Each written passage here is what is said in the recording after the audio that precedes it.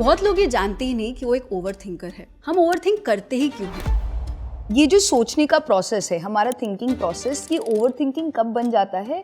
जब आपकी body anxiety feel करना शुरू करता है जब आप सोच रहे हो। हमारे दिमाग में, हमारे प्रिमिटिव ब्रेन में छोटा सा पार्ट है अमिगडाला करके। जब हम थिंकिंग बहुत ज्यादा करते हैं तो हर एक सिचुएशन में आप एक एम्बैरेसिंग मोमेंट को याद करते हैं और इतना ओवर थिंक करते हैं कि ये चीज बार बार ना हो जाए मेरे साथ। जो हमारे मन में ये जो विचार धारणाएं हमने बना दिए हैं ओवर थिंकिंग के माध्यम से, सिंपल सिचुएशन को भी कॉम्प्लिकेट कर दिया है। हम एक्चुअली कंट्रोल करना चाहते हैं एक आउटकम को।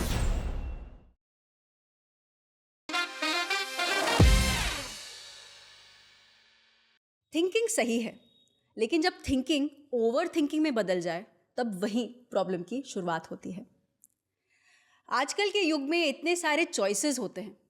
हमारे डेली लाइफ के जनरल चीज़ें, यानी कि क्या खाना है, कहाँ जाना है, ये सारे बेसिक डेली प्रॉब्लम्स में ही हम ओवर थिंक करते हैं। एंड इवन बड़े बड़े डिसीजंस, यानी कि करियर की चॉइस क्या है, मेरा लाइफ पार्टनर कौन होगा, इसमें भी हम बहुत ही ज़्यादा डीप ओवर थिंकिंग करते हैं। तो आज के क्या ख्याल है के एपिसोड में हम यही ह्यूमन प्रॉब्लम ओवर थिंकिंग को और गहराई से जानेंगे। हम ओवर थिंकिंग के कारण को जानेंगे।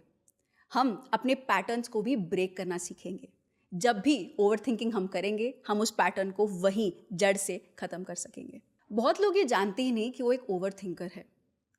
ओवर थिंकर की लक्षण क्या है, हम ओवर थिंक करते ही क्यों हैं, और इस पैटर्न से हम बाहर कैसे आ सकते हैं, ये हम जानेंगे। मैं उन लोगों में से एक थी जो समझती थी कि मैं एक ओवर थिंकर नहीं हूँ। लेकिन जब मैंने जाना और डेप्थ में गई कि ओवर थिंकिंग शुरू कहाँ से होती है, ओवर थिंकिंग होता क्या है, ओवर थिंकिंग एक्चुअली हर एक आउटकम को एंड मोमेंट तक एनालाइज कर पाना कि आगे होगा क्या, और उस एनालिसिस यानी कि फ्यूचर में क्या होगा, पास्ट में क्या हुआ था, क्या हो सकता है, हर एक प्रकार के आउटकम में जब हम बहुत इन डेप्थ चले जाते हैं, वही एक ओवर थिंकर है। सो थिंकिंग प्रोसेस होता है जब कोई भी एक्सटर्नल स्टिम्युलस या आपके मन के अंदर से ही कोई विचार आता है, कुछ आप लेट्स से कुछ करना चाहते हो, यानी कि इस एग्जाम्पल में मुझे भूख लग रही है और भूख लगने के एंड का जो अंतिम परिणाम है मेरी भूख मिट जाना। इन दोनों के बीच में जो भी चीज़ें मैं खुद करती हूँ या नहीं करती, जो मेरा ब्रेन मुझे बार बार ही स्टिम्युलस देता है, जो भी कार्य करने या ना करने का, ये पूरे प्रोसेस को from the first thought till the action, इस प्रोसेस को थिंकिंग प्रोसेस कहते हैं। इसमें हमारे ब्रेन के बहुत सारे पार्ट्स एक्टिव रहते हैं। एक्चुअली पूरा ब्रेन का इस्तेमाल तो होता है जब हम कोई स्टिम्युलस के प्रति रिस्पॉन्ड करते हैं, बट हमारा pre frontal cortex most active part होता है जो डिसाइड करता है क्या सीरीज ऑफ एक्शंस वो लेना चाहता है वो कार्य को कंप्लीट करने के लिए। इसको थिंकिंग प्रोसेस कहते हैं। ये जो सोचने का प्रोसेस है, हमारा थिंकिंग प्रोसेस, ये ओवर थिंकिंग कब बन जाता है? जब आपकी बॉडी एंग्जाइटी फील करना शुरू करता है जब आप सोच रहे हो। इसको साइंटिफिकली अगर हम समझें तो हमारे दिमाग में, हमारे प्रिमिटिव ब्रेन में छोटा सा पार्ट है अमिगडाला करके। जब हम थिंकिंग बहुत ज़्यादा करते हैं तो अनकॉन्शियसली हमारे ब्रेन का ये अमिगडाला एस्पेक्ट जो एक्सटर्नल एनवायरनमेंट में थ्रेट को सेंस करता है, यानी कि अगर मेरे साथ कुछ बुरा हो जाए तो मैं शरीर को कैसे प्रोटेक्ट करूं, इन भावनाओं के माध्यम से जो हमारे ये ब्रेन एक्टिवेट हो जाता है वो एंग्जाइटी मोड में चला जाता है। इसको अगर हम एग्जाम्पल के थ्रू समझे तो हमारे घर पे लोग आ रहे हैं और हमने डिसाइड किया है कि हम बाहर से मंगवा रहे, तो ऑलरेडी बहुत बड़े डिसीजन में आपने एक बहुत इंपॉर्टेंट डिसीजन ले लिया कि आप घर पर नहीं, आप बाहर से मंगवाने वाले हैं। अब बाहर से क्या मंगवाए, आपका ब्रेन अब असेस करने लगता है। आपके दोस्तों के प्रेफरेंसेस क्या हैं वो आ जाते हैं, आप क्या खाना चाहते हो वो आ जाता है, आप किस प्रकार का खाना पसंद करते हो वो आ जाता है, आप अपने दोस्तों को कितना इम्प्रेस करना चाहते हो बिकॉज लोग आपके घर पर आ रहे हैं जिसके वजह से आप उनको अच्छा फील कराना चाहते हैं, एक जॉयफुल एक्सपीरियंस देना चाहते हैं, वो एक फैक्टर बन जाता है आपके डिसीजन मेकिंग में। वो जगह बजट फ्रेंडली भी होना चाहिए बट बहुत चीप भी नहीं होना चाहिए, वो भी आप थॉट रखते हो। तो आपके दिमाग में ऑलरेडी उस एक्शन को करने के लिए बहुत सारे थॉट्स आ रहे हैं। ये ओवर थिंकिंग कब हो जाता है? जब आप हद से ज़्यादा उस सिचुएशन को एनालाइज करना शुरू करते हो। एंड यहाँ पर लक्षण समझना बहुत इंपॉर्टेंट है। जब ये सिंपल टास्क आपके लिए एक स्ट्रेसफुल टास्क बन जाता है, आप ये सोचने लग जाते हैं कि खाना कम ना पड़ जाए, खाना अच्छा टेस्टी बन के आए, खाना हाइजीनिक होगा ना, और आपके माइंड में इस सिंपल टास्क में बहुत सारे जो नॉर्मल आउटकम्स होते भी नहीं हैं, नॉर्मली आप सोचते भी नहीं हो, बट बार बार ही वही चीज़ें आपके माइंड में चलती रहती है। ये एक सिंपल लक्षण है एक ओवरथिंकर का। जो एक सिंपल चीज़ जो आप आसानी से 5 मिनट में वो कार्य ख़त्म कर सकते हो, आप उसको 20 मिनट आधा घंटा तक एक्सटेंड करते रहते हो, थिंकिंग मैं क्या करूँ, ये करूँ या वो करूँ। अक्सर हम ऐप खोल के रखते हैं और भूल भी जाते हैं कि हमने ऑर्डर करना था, बिकॉज आप कंफ्यूज्ड हो।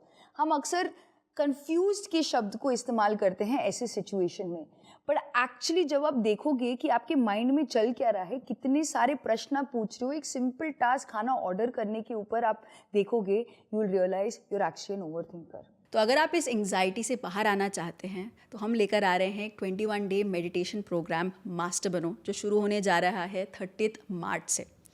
रजिस्ट्रेशन लिंक नीचे दिया गया है। तो बहुत लोग एक्चुअली ये जानते नहीं है कि वो ओवरथिंकर है भी कि नहीं। तो कई लक्षण हैं एक ओवरथिंकर के। सबसे पहली चीज़, अगर आप देखते हैं कि रात में आप सो नहीं पाते, आपको नींद नहीं आती है।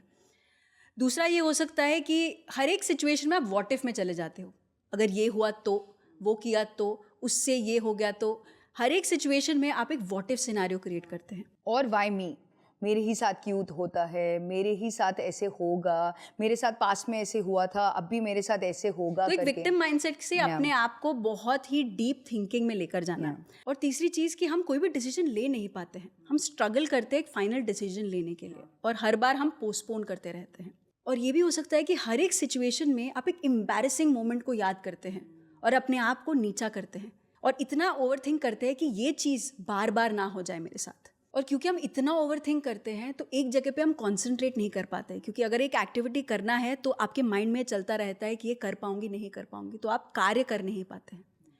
और फाइनली आप एक अजम्पशन बना लेते हैं। अगर एक सिंपल चीज़ जैसे किसी से बात करना हो, आप उस पर्सन की बात में भी और डीपर मीनिंग निकालते हैं कि वो मेरे बारे में क्या सोच रहा होगा। तो हम अज्यूम करते रहते हैं हर एक सिचुएशन में, हर एक पर्सन को भी। अगर कोई भी पर्सन इनमें से एक भी चीज़ करता है तो ये समझ लीजिए कि आप एक ओवरथिंकर हैं। तो जैसे आपने कहा थिंकिंग के बारे में, और कब ये ओवरथिंकिंग में बदल जाता है, तो यानी कि एंग्जाइटी कि होगा क्या, क्या होगा। और अक्सर हमारे लाइफ में हम कई सिचुएशंस में प्रोक्रेस्टिनेशन करते हैं, यानी कि हम इतना सोचते रहते हैं, इतना सोचते हैं अपने आउटकम के लिए, जब हम एक्शन नहीं लेते हैं, यानी हम कुछ कार्य नहीं कर रहे हैं, तो इसी को इनएक्शन या प्रोक्रेस्टिनेशन कहते हैं। और एक बहुत कॉमन एग्जांपल है, हर एक घर में हर एक पर्सन फिट होना चाहता है, और फिटनेस के लिए या तो एक जिम मेंबरशिप लेता है या एक योगा की क्लास के लिए इनरोल करता है। उस योगा की क्लास में एनरोल करने के लिए हम एक योगा मैट खरीद लेते हैं, अच्छे कपड़े खरीद लेते हैं, प्लानिंग करते हैं कि और मैं उस सिचुएशन के लिए अच्छे से प्रिपेयर हो रहा हूँ। ये एक चीज़ ओवरथिंकिंग में या प्रोक्रेस्टिनेशन में तब बदल जाता है जब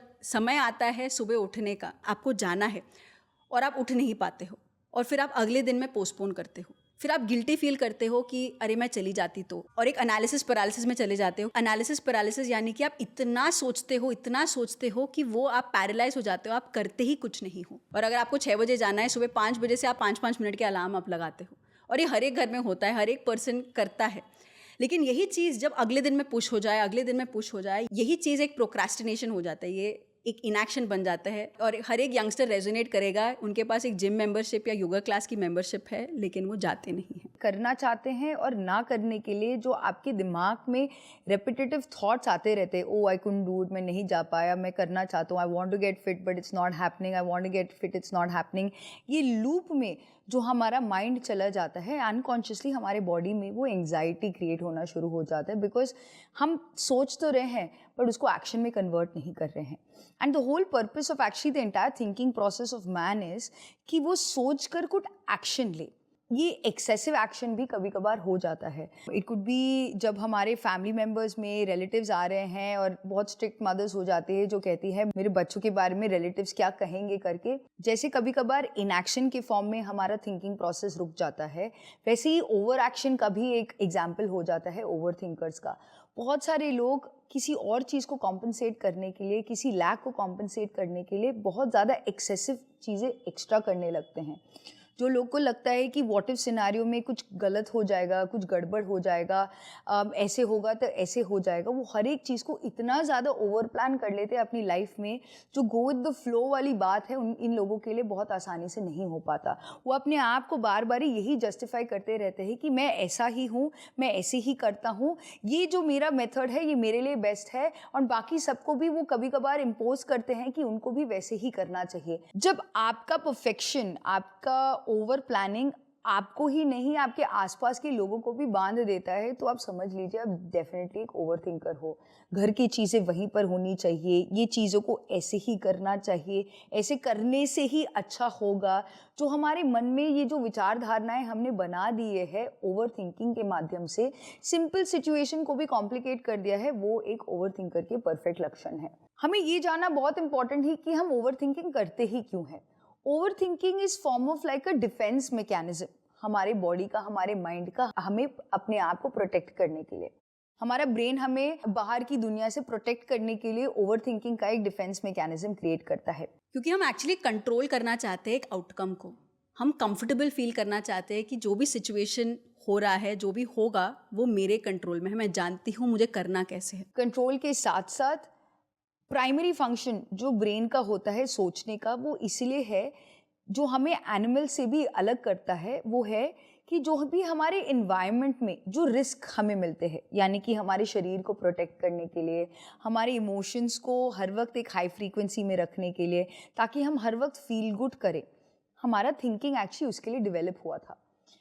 तो हमारा ब्रेन का फंक्शन ही है कि मैं अपने आसपास की रिस्क को कैसे कम करके रखूं और एक पैटर्न में बंदी रहूं, ताकि वो पैटर्न जो भी हो, काम कम करना ये ब्रेन का एक लक्षण है। काम कम करना चाहता है और वही काम को एक पैटर्न में बांध लेता है। इसलिए कहा जाता है कि 95% of our brain is subconscious learned behaviours, हमारी सीखी हुई आदतें जो हमारे सबकॉन्शियस माइंड में बैठी रहती है। ये होता क्यों है? क्योंकि हमारा ब्रेन बहुत कम काम करना चाहता है। तो हम ओवर थिंकिंग क्यों करते हैं? बिकॉज ये रिस्क को कम करना चाहते हैं। जब भी आप किसी न्यू सिचुएशन में जाते हो, जहाँ आप किसी नए पर्सन से मिलने वाले हो, आप कोई नए शहर में जाने वाले हो जहाँ पर आप कभी नहीं गए, आप अकेले ट्रैवल कर रहे हो या आप किसी नए मोड ऑफ ट्रांसपोर्ट से ट्रैवल कर रहे हो, वेरी सिंपली कुछ भी आप नया करते हो तो ब्रेन बहुत अलर्ट हो जाता है। वो ये देखता रहता है कि हाउ डू आई प्रोटेक्ट अलेख्या। इसकी प्रोटेक्शन करने के लिए वो ये ब्रेन इतने सारे सिनारियोज क्रिएट करते रहता है ताकि अलेख्या डेंजर में ना हो।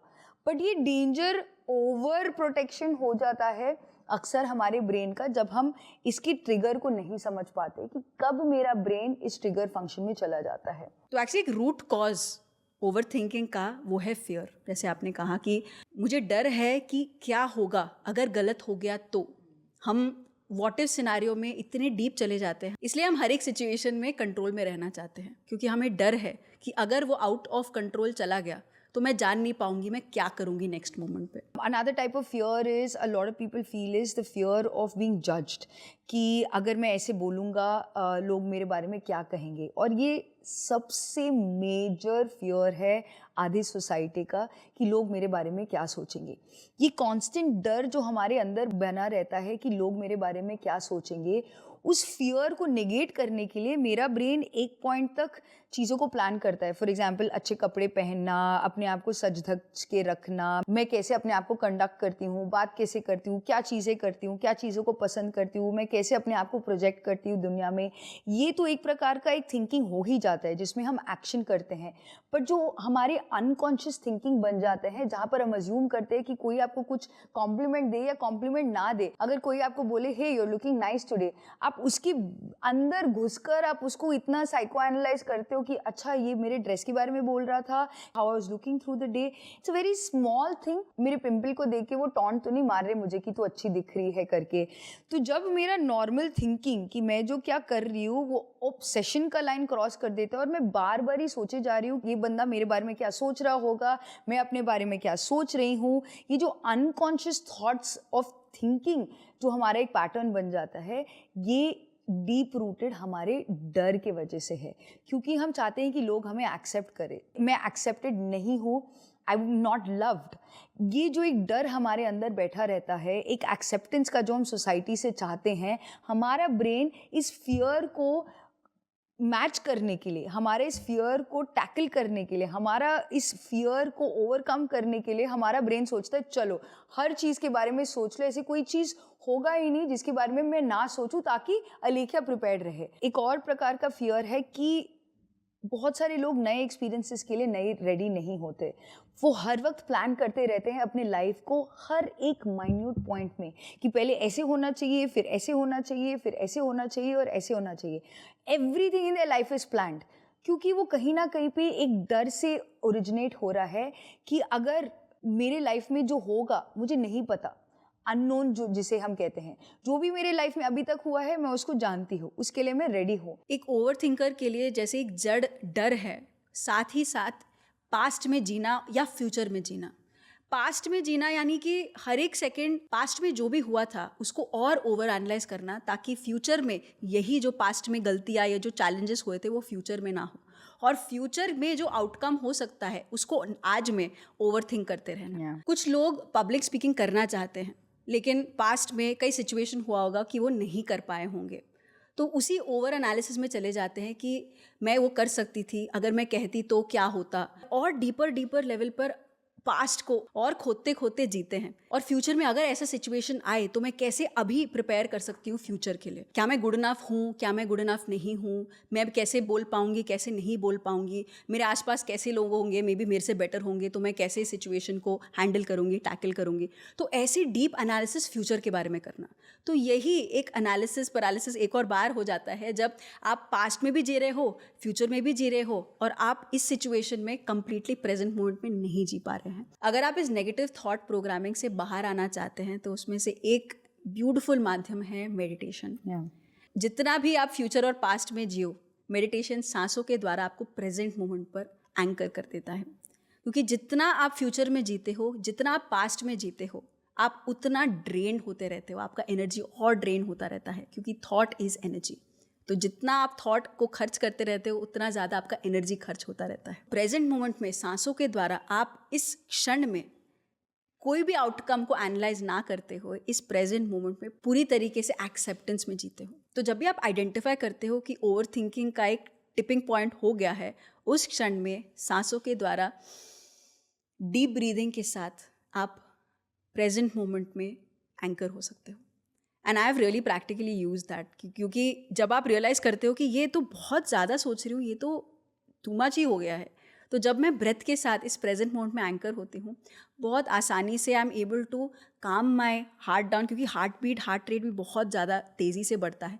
आप अपने हार्ट बीट को भी काम कर सकते हो, आपके पल्स को काम कर सकते हो, आप अपने थॉट पैटर्न्स के इस जाल से बाहर निकल सकते हो। एक और टेक्निक जो ओवरथिंकर्स इस्तेमाल कर सकते हैं अपनी एंग्जाइटी को कम करने के लिए, वो है अपने डरों को, अपने फियर्स को या अपने ट्रिगर पॉइंट्स को आइडेंटिफाई करना। अगर आपकी फियर्स बहुत डीप रूटेड है या आप उसको एग्जैक्टली नहीं आइडेंटिफाई कर पा रहे, आप ये देखिएगा किस परिस्थितियों में, किन लोगों के आसपास और क्या चीज़ें आपको ट्रिगर कर रही है। क्या आपको जो नई चीज़ें आपकी लाइफ में अगर आपको ऑफर किया जाता है, it could be new food, it could be a new place, anything, कुछ भी नया आपको अगर एक्सपीरियंस करने को मिलता है, क्या आपका ब्रेन बहुत सारा व्हाट इफ सिनेरियोज में चला जाता है। जब आपको आपके कंफर्ट जोन से बाहर पुश किया जाता है, मे बी आप कोई नई जगह जा रहे हो जहाँ पर आप पहले कभी नहीं गए हो, आप उन रिश्तेदारों को मिलने जा रहे हो जिनको आप बहुत ज़्यादा नहीं पसंद करते, तो आपके माइंड में एक कंफर्ट जोन आपका बना हुआ है, जब आपको उसके बियॉन्ड जाना पड़ता है, क्या आपको वो चीज़ें ट्रिगर कर रही है। Can it just be very simply, आप अपने आप को प्रोटेक्ट करने के लिए, अपनी भावनाओं को प्रोटेक्ट करने के लिए, जब भी आपको एक टफ सिचुएशन में पुश किया जाता है, मे बी आपको कोई ब्लेम कर रहा हो या आपके बारे में कोई अच्छे से नहीं बात कर रहा हो, वो चीज़ें आपको ट्रिगर कर रही है, identify those triggers. Actually the best part about over thinking is, आप इतने सारे व्हाट इफ सिनेरियोज बनाते हो, बट उनमें से कुछ भी चीज़ें एक्चुअली होते नहीं हैं, आपके मन में ही वो ख्याली पलावा बनाते रहते हो, बट एक्चुअली वो बाहर होते ही नहीं हैं। That's a very simple characteristic of an overthinker. जब आप अपने आप को ऐसे सिचुएशन में पाते हो जहाँ पर आप देख रहे हो कि आप एक ओवर थिंकिंग पैटर्न में जा रहे हो, ऐसी चीज़ों के बारे में सोच रहे हो जिसका कुछ लेना देना ही नहीं है उस पर्टिकुलर सिचुएशन के साथ, तो आप ये स्टेप बैक करके देखिएगा, ऑब्जर्व करिएगा आपको क्या चीज़ ट्रिगर कर रही है। That's wonderful actually. तो साथ ही जब आप आइडेंटिफाई करते हो कि आपका ट्रिगर क्या है, जब आप उसको लिखते हो, जर्नल करते हो कि क्या चीज़ मुझे इफ़ेक्ट कर रही है, क्या चीज़ है जो मैं कंफर्टेबल नहीं हूँ। मे बी कोई भी सिचुएशन आ जाए, उस सिचुएशन में आपके क्या थॉट्स चल रहे हैं। जब आप लिखना चालू करते हैं आप देखेंगे कि क्या थॉट्स एक्चुअली रेलेवेंट है, कई चीज़ें इररेलेवेंट है, उसका कोई संबंध ही नहीं है आपके उस सिचुएशन के साथ। तो तब आप देखेंगे कि ओके मुझे करना क्या है, और जल्द ही आप एक्शन ले पाते हैं। तो यही हर एक ओवर थिंकर को एक नॉर्मल थिंकर बना देता है, क्योंकि जब आप अपने आप को जैसे हो एक्सेप्ट करते हो, आप जानते हो कि okay I am an overthinker, आप एक नॉर्मल थिंकर, एक जनरल थिंकर, एक हर एक सिचुएशन को एज इट इज़ फेस करने का हिम्मत आ जाता है। क्या ख्याल है में हम आपके लिए अनोखे ऐसे टॉपिक्स लेकर आते हैं। कमेंट करके ज़रूर बताएं और क्या क्या चीज़ें आप जानना चाहेंगे। हम फिर मिलेंगे अगले एपिसोड में। Thank you.